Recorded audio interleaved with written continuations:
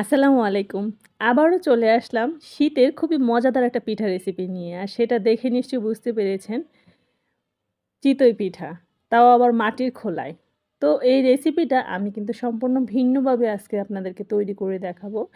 আর সেটার চালটা কিন্তু আমি ঘরে থাকা সিদ্ধ চাল দিয়ে আজকে তৈরি করে দেখাবো। এখানে আমি ২ কাপ চাল নিয়ে সেটাকে সারারাত ভিজিয়ে রেখেছিলাম। এখন আমি এটাকে একটা ব্লেন্ডার জারে দিয়ে দিচ্ছি। অল্প, অল্প করে দিয়ে এটাকে হালকা কুসুম গরম পানি দিয়ে ব্লেন্ড করে নিতে হবে। ঘরে থাকা চাল দিয়ে এত মজাদার একটা পিঠা হয় এটা হয়তো অনেকেরই জানা নেই। এখন আমি পানি দিয়ে দিচ্ছি, কুসুম গরম পানি দিয়ে এটাকে এখন ব্লেন্ড করে নেব। দেখুন ব্লেন্ড করা হয়ে গিয়েছে। আর কত ফাইনলি ব্লেন্ড হয়েছে সেটা দেখে নিশ্চয়ই বুঝতে পারছেন। এইভাবে আমি পুরো চালটাকে ব্লেন্ড করে নেব। নিয়ে একটি বোলে নিয়ে নিচ্ছি।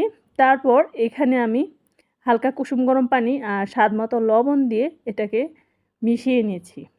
পানিটা একবারে দেব না, কনসিস্টেন্সি অনুযায়ী বারবার দিতে হবে, যে আমার যেরকম ঘনত্ব দরকার ওই ঘনত্ব অনুযায়ী আমি পানিটা দেব।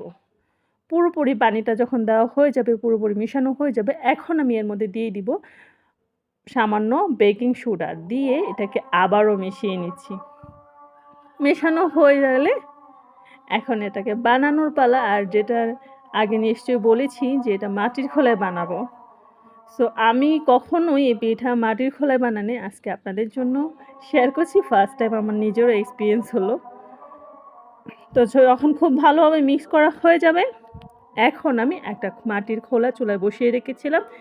হালকা তেল লাগিয়ে আমি একটা কাপড়ে হালকা তেল লাগিয়েছিলাম, সেটা খোলাটাকে মুছে নিচ্ছি।